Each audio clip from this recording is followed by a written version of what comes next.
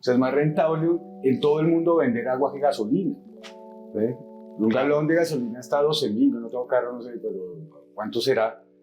Son 4 litros, ¿sí? Y tú en un metro cúbico estás sacando 1.000 botellas de litro a 2.000, 3.000 pesos, pues haga la cuenta, son 30 millones de pesos. A lo que nos hemos acostumbrado es a comprar agua, ¿no? Entonces ahí sí estamos haciendo ya en el, digamos, en el usuario final, el que se la va a tomar, sí está comprando el agua y además está comprando plástico y además está comprando combustible fósil que se requirió para llevar esa agua de quién sabe dónde al lugar de consumo. Entonces, lo que hay allí pues es una privatización también además pues perversa porque está produciendo una cantidad de contaminación terrible.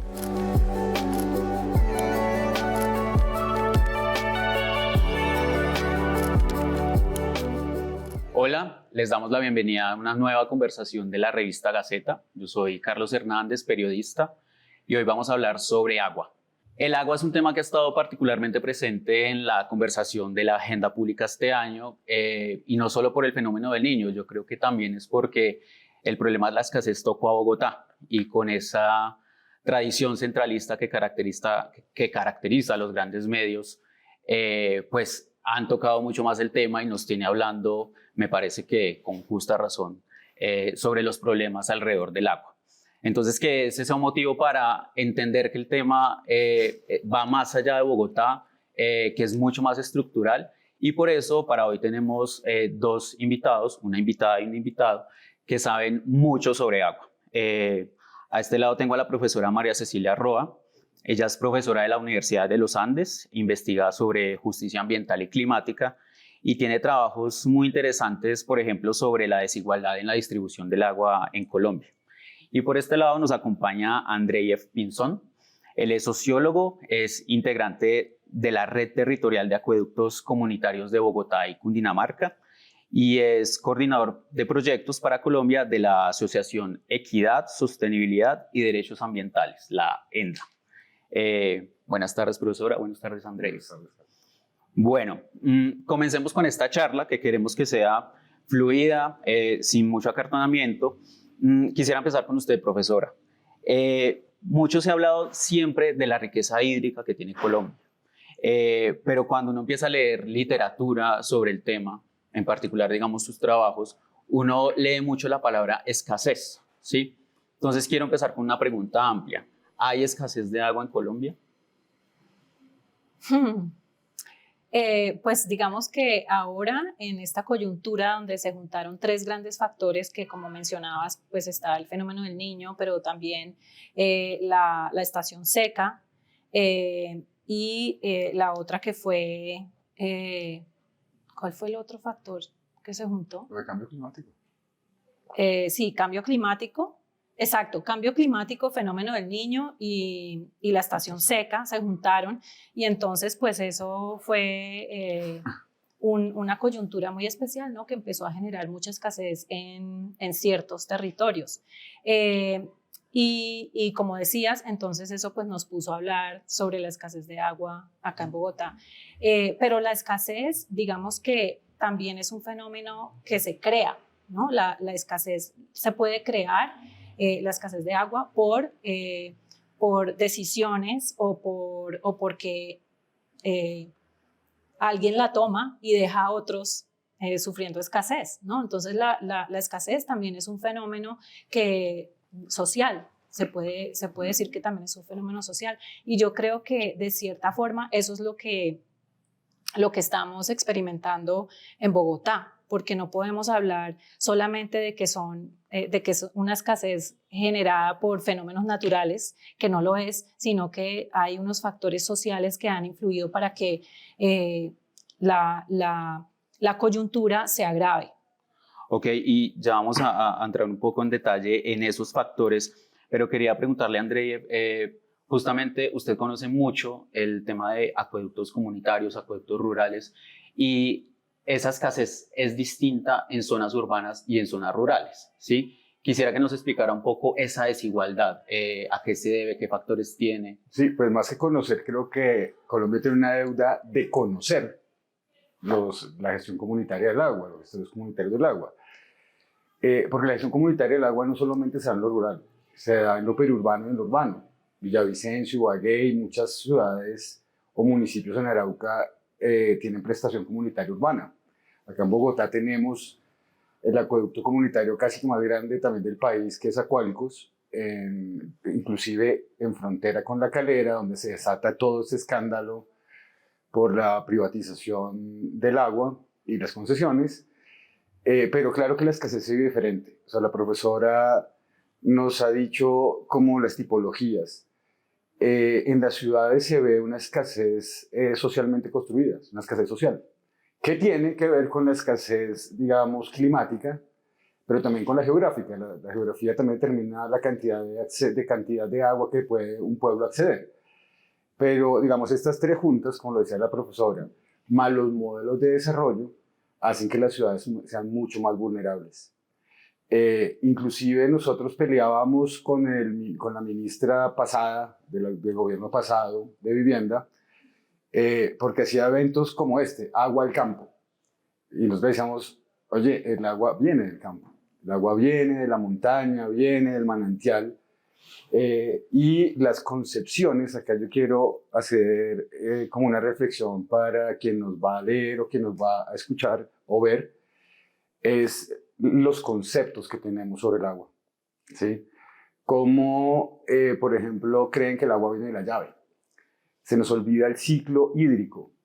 Se nos olvida que las comunidades, por ejemplo, indígenas, campesinas, afro, han cuidado las fuentes de agua y son precisamente, y la profe tendrá quizás unos estudios mucho más profundos sobre esto, las poblaciones más aisladas y con mayor escasez de agua, a pesar de que tengan agua. ¿Y eso por qué pasa? Expliquemos eso por qué pasa. Dale. ¿Por qué pasa? Ya lo había introducido la profe, son modelos de gestión. El modelo de gestión desde la Constitución del 91 hacia acá es un modelo de recuperar y de ganar rentas. Es decir, se hace una inversión, esa inversión tiene que tener unas ganancias. El agua se ha convertido en mercancía. Entonces, en las comunidades dispersas, ese negocio del agua no opera.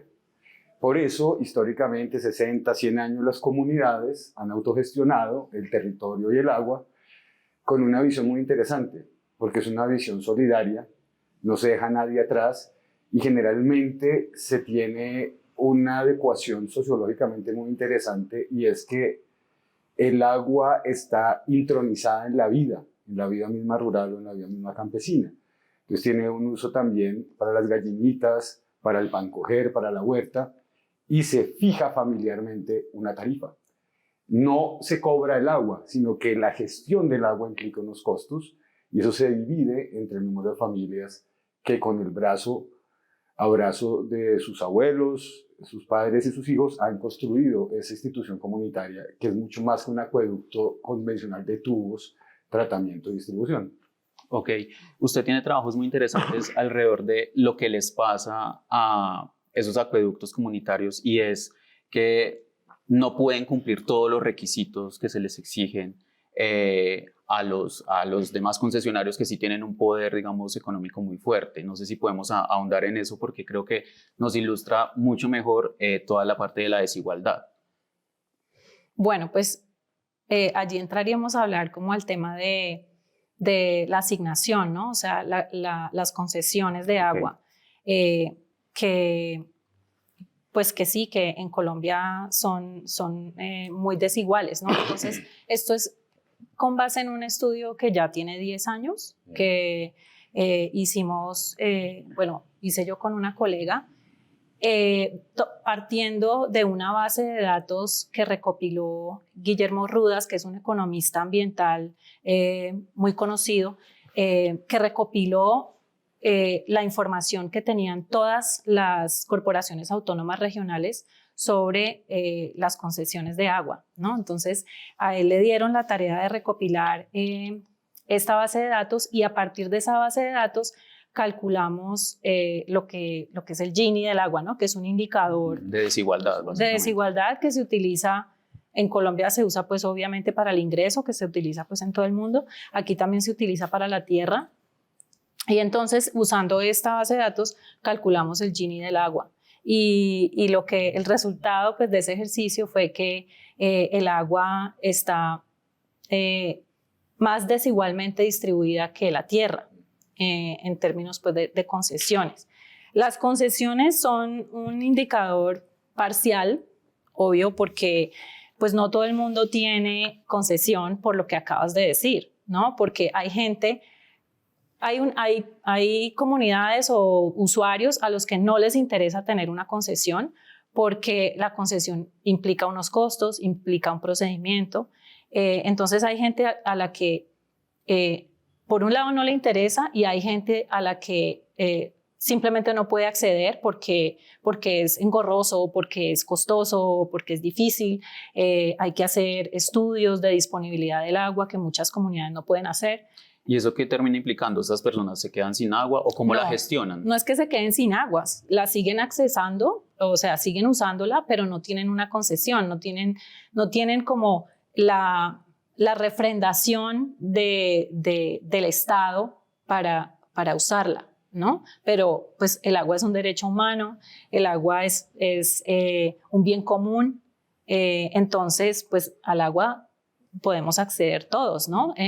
Digamos, si tú no tienes una concesión, eso no significa que tú no la puedas usar. De hecho, la gran mayoría de los usuarios directos del agua no tienen concesión. Las concesiones son para estos usuarios que tienen la capacidad de gestionar una concesión. Entonces, por eso el Gini es un indicador imperfecto, porque solamente se ocupa de aquellos que pueden acceder a la concesión.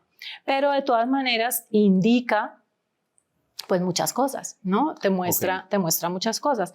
Entonces, por ejemplo, cuando hicimos el análisis también lo hicimos por regiones y nos dimos cuenta que hay regiones donde las concesiones muestran mucha mayor desigualdad que en otras regiones.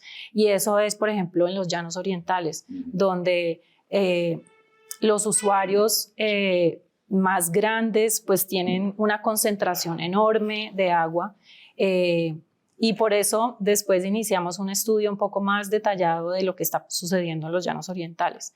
Entonces, sí, las concesiones son solamente como un indicador. El Gini del agua es un indicador, pero pues sí está reflejando mucha inequidad. Estoy viendo acá unos datos justamente de alguno de esos trabajos que usted ha hecho, que por número de concesiones el sector agrícola es el que más tiene, ¿sí? Por número de concesiones. Luego viene el sector doméstico, le sigue el sector comercial e industrial y luego vienen las hidroeléctricas y luego otros. Por volumen asignado, el agrícola sigue, digamos, en primer lugar.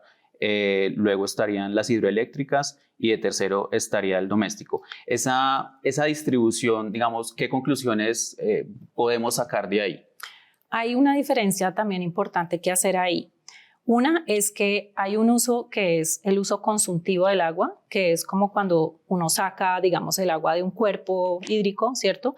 Para usarlo, para regar, para consumir, para utilizar en un proceso industrial. Eso es un uso consultivo. Hay un uso que es no consultivo, que es, por ejemplo, el que hacen las hidroeléctricas, donde sacan el agua, la utilizan para generar energía y el agua vuelve al río transformada, ¿no? Porque no podemos decir que el agua vuelve igual. El agua vuelve menos fría, ¿no? En muchos casos, o ha interrumpido el flujo de un río, por ejemplo. Entonces ahí hay unos impactos que no son solamente, mejor dicho, que no se reflejan en decir que es un uso no consultivo, ¿no? Eso también es un término que no es tan inocuo, ese uso. Y hay otro uso que, digamos, está allí, pero que del que no hemos hablado, que es el uso de los cuerpos de agua o del agua como receptor de desechos, ¿no? Como el agua para diluir contaminación o para recibir los desechos de una ciudad. Por ejemplo, aquí en Colombia, la gran mayoría de las ciudades no tienen plantas de tratamiento. Entonces nosotros todos los desechos que salen de los hogares van directamente sin ningún tratamiento en la gran mayoría de las ciudades a los ríos.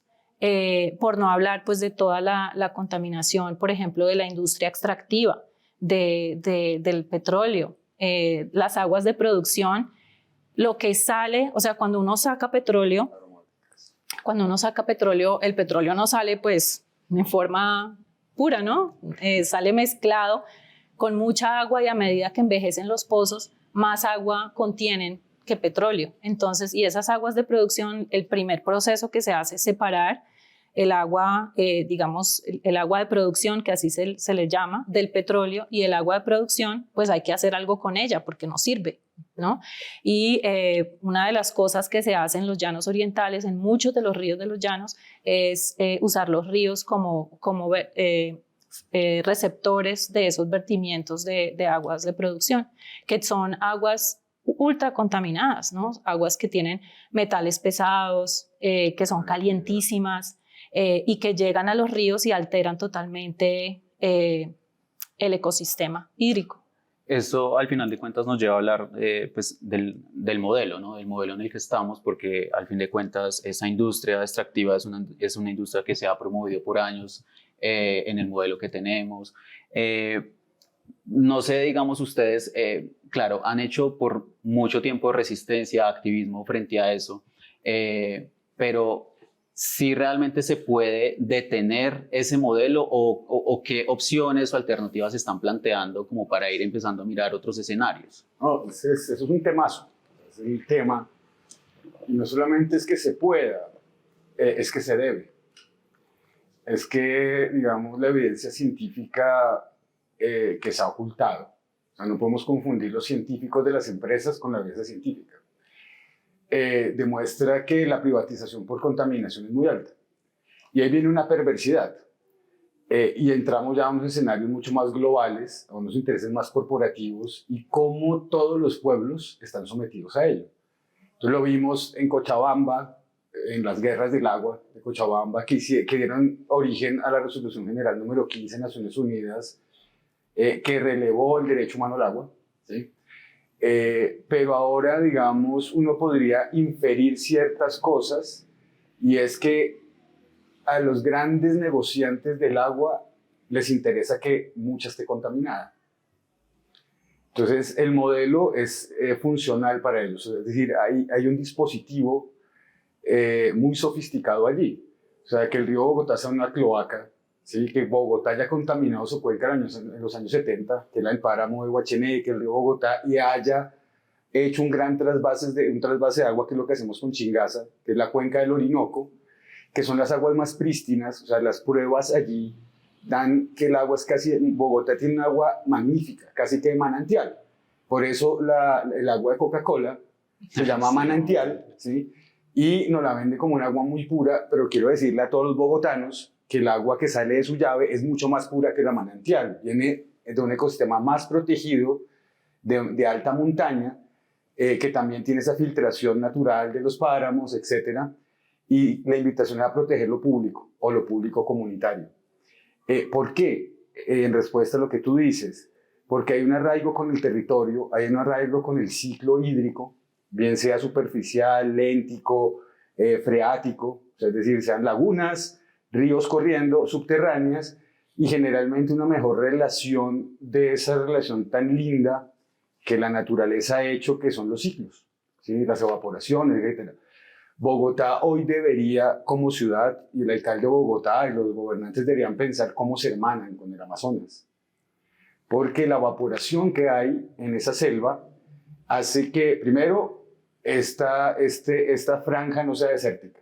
Segundo, que haya mucha y buena calidad de agua disponible en las zonas altas de estos Andes que se bifurcan, porque la evaporación de allí, por lo que llaman ríos voladores, viene y el páramo los atrapa. Todo lo que pase en el Amazonas va a repercutir en Bogotá. Y otra cosa que es terrible frente al modelo es esa venta de agua en bloque, el negocio del agua. O sea, es decir, y es que es bueno decirlo, es bueno discutirlo socialmente, es bueno que la gente lo sepa. Bogotá en algún momento dijo a la región: no se preocupen, construyan, nosotros les damos agua. Pero eso implica un estrés hídrico a las fuentes de captación, donde están las lagunas, de embalses, etc. Bogotá tiene 7 millones y poquito de habitantes mal contados, 7.800.000, pero le está dando agua a más de 10 millones de habitantes. desordena el territorio en todo Cundinamarca, ¿sí? En todo lo que es cerquita a Bogotá. Pelea con la producción campesina de alimentos, pero también con los acueductos comunitarios que están en Bogotá, que es el 70% rural, ¿sí? Y pelea con los municipios cercanos. Chingaza tiene un efecto en 9 municipios y casi todos los municipios tienen déficit de agua y escasez de agua, teniendo las mayores fuentes. Sí, pues exacto. Ahí me gustaría hacerle una contrapregunta porque el tema de agua en bloque es en sí mismo un tema muy amplio. Y algunas personas de La Calera, que es un caso pues, que recientemente conocí, me decían que tal y como se ha establecido ya todo ese sistema pues, de una forma ya estructural, hace que para los municipios termine siendo pues, mucho más sencillo que Bogotá les trate el agua para vendérselas a que ellos mismos empiecen a construir, digamos, sus propias plantas de tratamiento y demás. Pero eso hace, digamos, que ese modelo de agua en bloque pues, continúe y se siga perpetuando. No sé si ustedes planteen una alternativa a eso, o que los municipios mismos, por ejemplo, digamos, cobren capacidad para poder gestionar, digamos, su propio recurso hídrico o cómo lo plantean. No, claro, eso es una tragedia. Eso es como decir que es mejor que otro le haga la tarea a uno. Evidentemente puedes sacarte una buena nota, pero el que aprende es el que te está haciendo la tarea a ti, ¿no? Es un autorrobo, ¿sí? Y la gestión del agua debería ser mucho más democrática y con otra concepción de ordenamiento territorial. O sea, es decir, ese ordenamiento ciudad-región siempre subordina, pues hubo un tropel duro entre Bogotá y la región, pero lo que sí se debería hacer es como consejos de cuenca muy participativos donde las comunidades, los científicos, o sea, un sistema muy colegiado, la academia tenga participación y el desarrollo de eso tiene que ser más endógeno. O sea, la calera tiene un estrés hídrico impresionante. Tiene la mayor captación de agua, que es Chingaza, pues que también tiene Fome, Quechuachí, Junia Alta, Junia Baja, El Calvario, San Juanito. Pero estos municipios deberían participar activamente de cómo se está gestionando el agua allí y después por cuencas y microcuencas, ¿sí? Entonces, el ordenamiento territorial ambiental debe estar basado precisamente en un análisis hídrico y hidrosocial también, democrático. No las empresas, no la lonja que tiene unos intereses, porque es un asunto tan importante que no puede estar en manos de uno y tiene que estar en manos de todos. Ok, no sé si la profesora quiere agregar algo ahí, sobre todo porque acá ya no estamos hablando precisamente como de las concesiones a privados, sino de la gestión pública que se ha generado sobre el agua, específicamente hablando del caso de Bogotá. Digamos ahí, ¿usted ve realmente, como André, un gran problema? ¿Eso tendría una solución eventualmente o cómo lo analiza? Pues el caso de Bogotá, o sea, la reflexión que yo hago sobre lo que está pasando en Bogotá y la escasez en Bogotá es sobre lo que nosotros no vemos de nuestro consumo de agua, ¿no? Por ejemplo, claro, allí, por ejemplo, en las cifras tú lo ves, el uso doméstico de agua comparado con el uso agrícola es pequeño, ¿no? O el uso agrícola es como el 70% del uso del agua a nivel mundial. Uh-huh. Y luego sigue el uso industrial y luego el doméstico. Entonces, cuando el foco de la estrategia es restringir el uso o a hacer los usuarios, sí. a los domésticos, Uh-huh. Se está perdiendo de vista a los grandes usuarios. Y no quiere decir que nosotros no seamos también usuarios, porque igual estamos comiendo, ¿no? Nosotros también, finalmente, los ciudadanos, toda la gente... Sí, pues, cabe una responsabilidad y... Claro. Pero es diferenciada. Sí, okay. Pero lo que hay ahí es que pues tendríamos que hacer la reflexión también sobre esos otros usos de agua que no estamos viendo cuando el racionamiento se hace solamente a la ciudad. ¿Sí me entiendes? Sí. Bueno, pues. Entonces, por ejemplo, Si pensamos en el agua virtual, que eso es un concepto que también se utiliza para entender cuál es el consumo del agua. ¿Qué es eso? Por ejemplo, ¿cuál es el agua virtual en 1 kilo de carne, por ejemplo? Ok, Los zapatos. ¿No? Es lo mismo, es como la cantidad que se necesita para producir. para Ok, producir ok. 1 kilo de carne. Entonces, uno podría empezar a generar esa discusión, ¿no? Por ejemplo, en nuestro consumo como país o como ciudad, ¿qué tanto estamos consumiendo virtualmente, por ejemplo, a través de la carne, a través de nuestra dieta, ¿no? O a través de otros consumos que hacemos? Entonces, yo creo que enfocar el racionamiento solamente en lo doméstico, pues está dejando de ver a los otros grandes usuarios que además, pues también puede que estén haciendo un uso que no es necesariamente el mejor, ¿no? Entonces, por eso creo que la oportunidad, yo lo veo más, es como la oportunidad de generar un aprendizaje sobre toda la cadena, la dependencia que tenemos del agua, porque estoy totalmente de acuerdo con Andreyev que el agua es lo que nos conecta con absolutamente todo, nos conecta con la comida, nos conecta con el espacio. Por ejemplo, Bogotá es una ciudad que ha sido construida sobre los ríos, ¿no? Y Bogotá es una ciudad que tapó los ríos y dejó de relacionar, le dio la espalda casi históricamente a los ríos. Entonces, yo creo que esta escasez que estamos viviendo es una oportunidad para retomar esa relación que Andreyev decía que tenemos, pero que nos hemos alejado porque los niños pues piensan que el agua viene de la llave, ¿no? Y eso es muy triste. Sí. Bueno, usted había empezado a decir que la responsabilidad claramente es diferenciada más allá de que los usuarios domésticos nos quepa una responsabilidad en el ahorro de un recurso que pues, es claramente escaso. Sí, es que yo creo que cuando se hacen como modelos estandarizados que ni siquiera se han creado aquí, pues terminan desajustando precisamente ciertas estructuras sociales. ¿Sí? Por ejemplo, no en vano Falsborda decía que nosotros éramos seres anfibios y ese ser anfibio, la ciudad, lo urbano, lo rompe. Entonces perdemos relación con cómo se hace el alimento, cómo se hace el ciclo del agua. Por eso el campesino, digamos, tiene otra sensibilidad y otra cosmovisión sobre el agua. Y tenemos que comenzar a desafiar esas creencias que han hecho que el agua pues, sea algo ajeno, que nos administran otros y nos dan los datos y las informaciones otros. ¿Sí?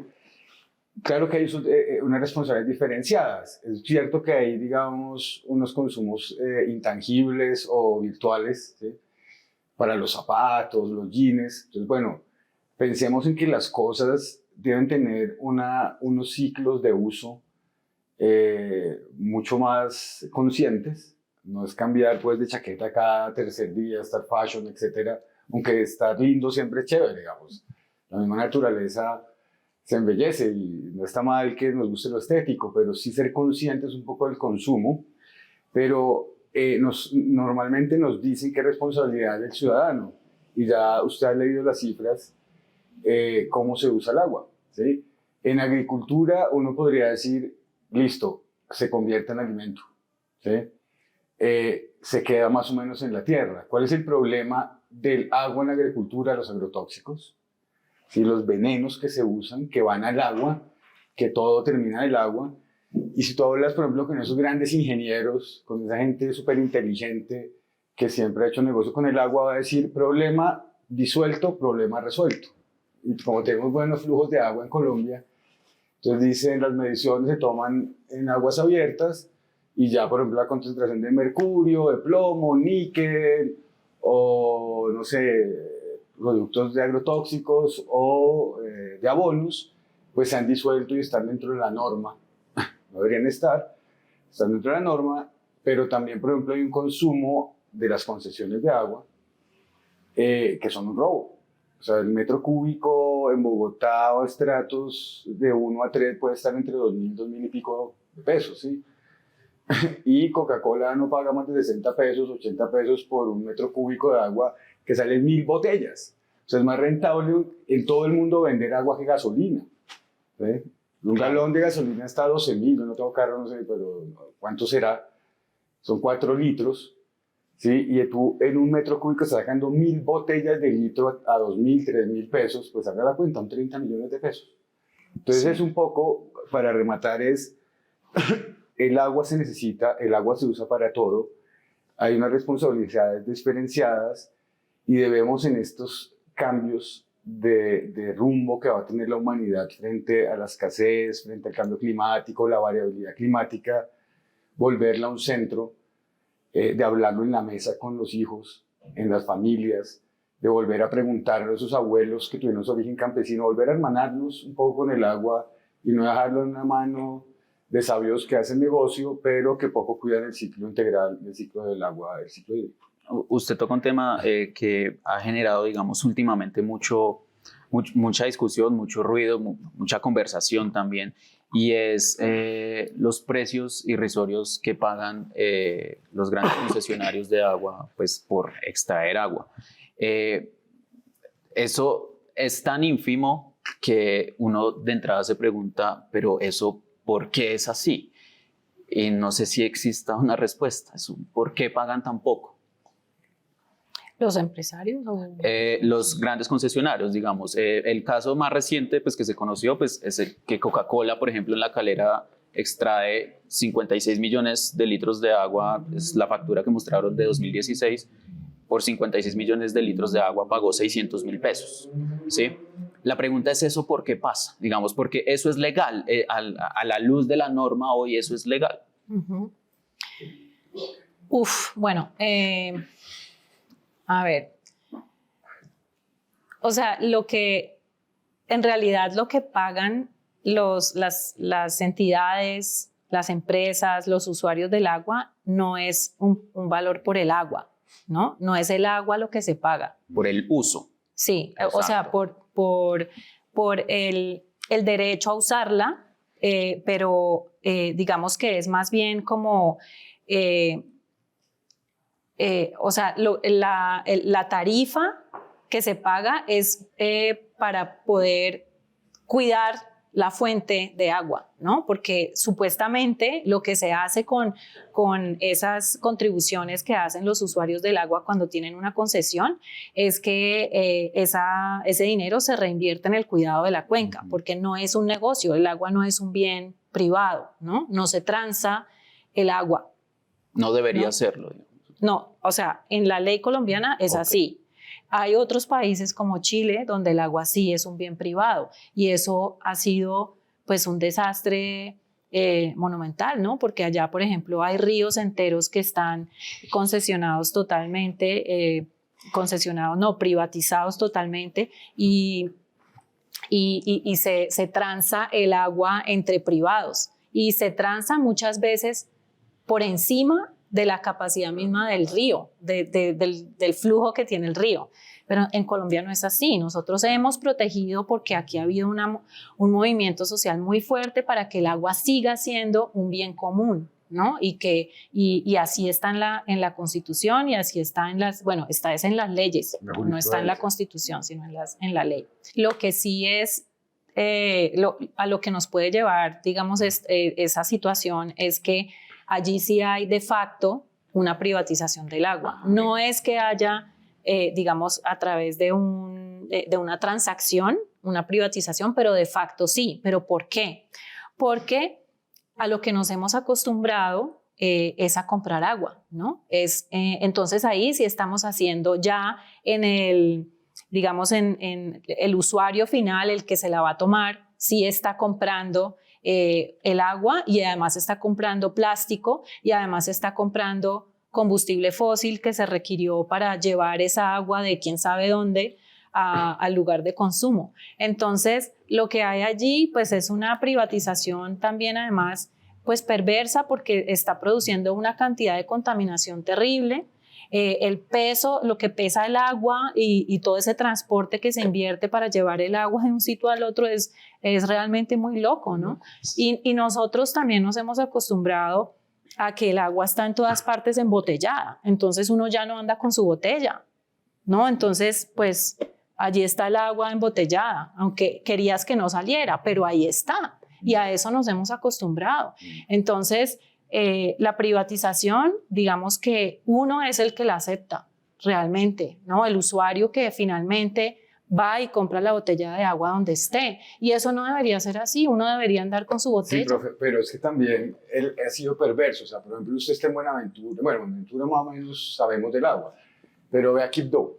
Buenaventura tiene una de las mejores aguas de calidad. Nosotros del país. Nosotros asesoramos el Comité del Agua, bueno, acompañamos, asesorar muy pretencioso, y las mediciones del agua es como casi igual que la de Chingaza. Son las dos quizás de mejor fuente.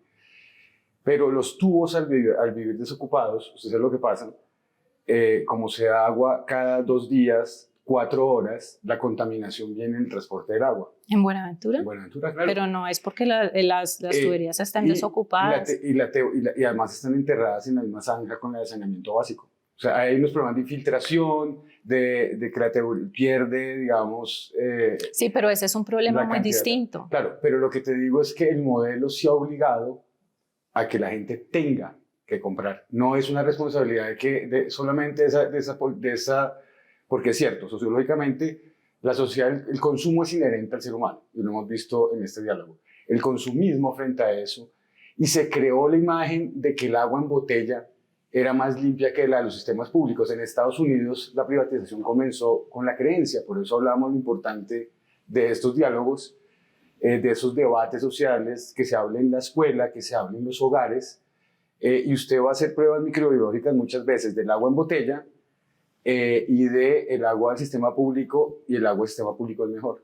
Y a veces las embotelladoras cogen de la llave, le dan un proceso de osmosis inversa y embotellan, porque es un gran negocio vender agua en botella. Ok, justo pues yo traía algunas preguntas sobre agua embotellada porque es un gran tema, pero pues tengo una pregunta muy amplia, y es si finalmente tiene sentido que esa industria exista, ¿sí? Por todo lo que ustedes han dicho. Sí, digamos, nos hemos acostumbrado, pero aparentemente no debería ser así. Pero también uno va justo a unas zonas donde realmente no hay agua potable, y la solución siempre que le dan a uno es, pues acá hay agua en botella y tal, y pues mucha gente la termina agradeciendo, ¿sí? No sé, digamos, cómo analizar esa industria a la luz de lo que ustedes han dicho y de situaciones que también de facto se crean en donde la gente termina valorando que pues eso existe. Pues para mí eso es, ahí sí es la privatización del agua, ¿no? Porque cuando uno necesita consumir agua embotellada es porque el agua de un territorio ya fue apropiada de diferentes maneras. Por ejemplo, ya se apropió la calidad del agua y entonces ya no es consumible directamente de la fuente, o ya no es consumible directamente desde el distribuidor local, ¿no? Sino que uno no se siente seguro consumiendo el agua local, sino que uno se siente más seguro tomando el agua embotellada llena de nanoplásticos, ¿no? Claro. Entonces, pues eso a mí me parece que es una privatización muy perversa, porque es a través de la contaminación. Es cuando no te sientes seguro consumiendo el agua local, sino que tienes que comprar un agua que además está produciendo una cantidad de basura. Entonces, sí, esa es como mi reflexión grande sobre el tema del agua embotellada. La conclusión que ustedes sacaron sobre la desigualdad en la distribución del agua me parece algo muy impresionante, sobre todo porque en Colombia, mal que bien, todas las reflexiones que hemos hecho alrededor de la guerra nos ha hecho pensar alrededor de la desigualdad en la distribución de la tierra, como usted bien tomaba como antecedente. Y sabemos que esa desigualdad en la distribución de la tierra pues generó conflictos, generó guerra. Hay por esa desigualdad en la distribución del agua conflictos, entonces se han generado conflictos, se habla mucho de los conflictos por el agua, hay gente en la calle que ya comienza a hablar cada vez más de las guerras del agua, ¿sí? Y uno se acuerda de películas como Mad Max y todo esto, pero bueno, ¿qué conflictos existen por el agua en Colombia? Empecemos, por ejemplo, con Buenaventura, por ejemplo, que Andreyeva ahorita mencionó. Buenaventura ha hecho, la gente de Buenaventura ha hecho, si no estoy mal, es que no me acuerdo si son 14 o 17 paros por el agua, porque Buenaventura tiene la mejor agua, bueno, es una de las mejores aguas del país. Y la gente que habita la ciudad no tiene agua 24 horas, sino que le llega cada 2 días. Bueno, ahorita con esta empresa nueva que llegó el año pasado, empezaron a tener agua cada día por medio, ciertos barrios, pero eso es inaudito, que una ciudad con semejantes fuentes de agua. Buenaventura tiene 9 ríos que fluyen hacia la bahía de Buenaventura. Es un agua increíble, ¿no?, en su calidad. Y la ciudad no tiene agua, y la gente ha estado luchando, siendo muy consciente de que la razón por la que no hay agua en Buenaventura es porque el agua se ha desviado y se ha priorizado para los usuarios del puerto, para los puertos, que se utilizan para muchísimas cosas. Por ejemplo, para que los barcos que llegan con carga necesitan tener un lastre para poder volver a salir, por ejemplo. Entonces los barcos tienen que llenarse con agua dulce. Y entonces eso es una realidad histórica, o sea, eso no es de los últimos años, eso es desde siempre, que el agua en Buenaventura se ha priorizado para los puertos. Y por eso ha muerto mucha gente. Por eso murió... ¿Cómo? Temístocles Machado, por ejemplo. Don Temis. Temístocles Machado, él, digamos, una de sus luchas fue precisamente destapar todo el racismo estructural que hay en el Pacífico, que hace que estas ciudades no tengan acceso al agua, ¿no? Los barrios no tengan acceso al agua. Entonces, y así yo te puedo narrar conflictos. Estoy seguro que no hay departamento que no tenga conflicto por el agua. Ok, y justamente, pues ya para ir cerrando, hay un tema que igual me parece interesante tratar, y es el de las hidroeléctricas, porque las hidroeléctricas siempre se venden, digamos, y así nos lo hacen ver como una salida para tener una matriz energética mucho más limpia, ¿no? Para ir haciendo como esa transición, digamos, de fósiles a generar energía con agua, pero a la vez han generado muchísimos conflictos, ¿sí? ¿Cómo analizan ustedes ese modelo, digamos, en particular? Yo para cerrar, digamos, nosotros tenemos una idea de lo que pasa con las grandes hidroeléctricas y lo que en Colombia está tratando de imponer como algo muy limpio, que son las PCH, las pequeñas centrales hidroeléctricas. Okay. Tienen un impacto en la cuenca, se dice que tienen menos emisiones aunque generan emisiones, pero hay una perversidad, y déjame, como es para terminar, hacer como un gran anuncio que creo que la gente debería ir comenzando a pensar, y la sociedad, y es que eso está ligado a mercados de energía. Los mercados de energía, digamos, se han despojado de cierta soberanía nacional porque dependen de unos ventas en bolsa, de mercados futuros, etcétera, etcétera. Por eso es que uno se explica, en Colombia está produciendo energía, pero el precio no baja, obviamente, porque es que ya la empresa transportadora, la productora, etcétera, tienen lo que llaman seguridad en la bolsa energética, y ya saben cuánto valió el kilowatt hace tanto y cómo lo proyectaron a tanto tiempo, ya proyectaron ganancias. Entonces, digamos que allá hay un problema. Después hay otro problema con la energía térmica cuando hay escasez de agua, ¿sí? Porque de todos modos, lo importante del agua es que mueva turbinas, esté contaminada, esté limpia, como sea, que haga ese movimiento. Pero yo quería advertir algo para dejarlo, quizás en otra ocasión podemos tocarlo, y es lo que el relator del agua de Naciones Unidas para el agua y saneamiento, el relator especial para el agua y saneamiento básico, Pedro Arrojo Agudo, de español, advirtió en su último informe, y es la financiarización del agua. O sea, es decir, ya hay unos genios que están poniendo el agua en bolsa y poniéndola en mercados futuros. Entonces, imagínate este panorama que hemos hablado hoy, cuando digan, ok, vamos a vender 5.000 metros cúbicos de agua para que tal empresa lo usufructe en 5 o 10 años.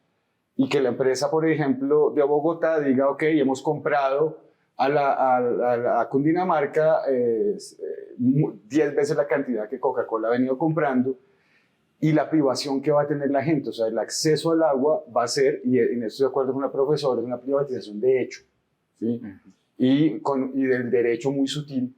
Pero entonces vaya con una tarjeta como la de Transmilenio, cárgueme 5.000 pesos de agua a cualquier hogar y vaya me compra para ver si nos podemos bañar todos mañana. Entonces los mercados futuros de agua son un complique. Digamos, hay toda una orquesta de fondos de agua ya en el mundo. El primero aquí en Latinoamérica fue Quito. Acá en Colombia hay un montón de fondos de agua, 32 de los 65 que hay en la región. Entonces las baterías para privatizar el agua están corriendo, mientras que nosotros pues llevamos una vida normal, de mucho consumo, de poca conciencia frente a lo que está pasando con el agua. Y yo creo que esos temas de mercados futuros que tienen que ver con la energía, la producción eléctrica y el agua en bolsa, pues serán unos líos a futuro. Ok, y ya la última pregunta para la profesora es, pues más allá de este panorama que pues es difícil, ¿qué buenos ejemplos se pueden rescatar de experiencias, no sé si en Colombia o en otros países, como para tener de referente de gestión del agua? Pues a mí me parece que la mejor gestión del agua la hacen los acueductos comunitarios. Yo también he acompañado pues varios procesos de acueductos comunitarios porque es que con el agua es algo una cosa muy local, ¿no? Es como pues como el agua pues se mueve por gravedad y uno tiende a usar el agua que está más cerca. Entonces, pues los acueductos son los que han estado protegiendo las fuentes de agua, las fuentes pequeñas de agua durante mucho tiempo, los nacimientos, los pequeños arroyos, las quebradas, los caños, los jagüeyes, o sea, todas esas pequeñas fuentes ese modelo de gestión ha sido un modelo muy, muy bueno, ¿no? Que se ha preocupado por proteger el origen, ¿no? Donde está el origen del agua, y también porque se ha gestionado con esta comprensión de que el agua es lo que nos une. También así como lo decía André lleva al principio, con una comprensión de que el agua es la vida. Entonces, eso, como esa ética de relacionamiento y de cuidado con el agua, ha hecho que esos modelos de gestión sean muy, pues, ejemplares, ¿no? Y además allí también hay como una ética de reciprocidad con el agua, es decir, a mí el agua me da, entonces yo cuido el agua. Entonces sí, es como una gestión que tiene un fondo filosófico muy fuerte y que conecta al ser humano de una manera muy cercana con la naturaleza. Y eso era algo que habías mencionado al principio, ¿no? Que esa conexión se ha perdido y pues los acueductos comunitarios la mantienen muy cercana. Pero yo quería también hacer una reflexión sobre las hidroeléctricas, porque de las hidroeléctricas hay una materialidad que también nos hemos olvidado, y es cómo las hidroeléctricas transforman el flujo del agua, ¿no?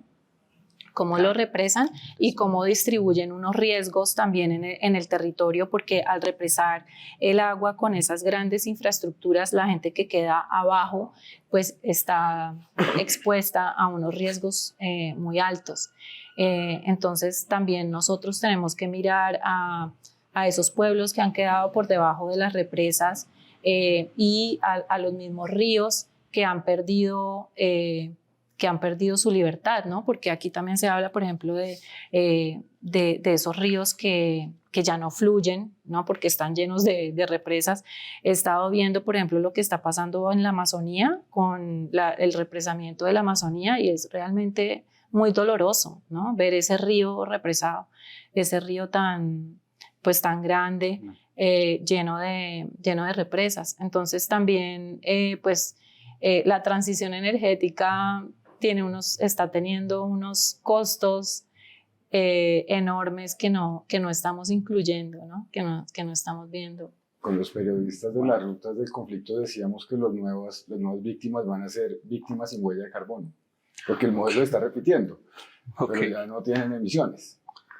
Listo, pues muchas gracias a los dos por asistir, por estar en una nueva conversación de Gaceta y nos vemos en una próxima ocasión.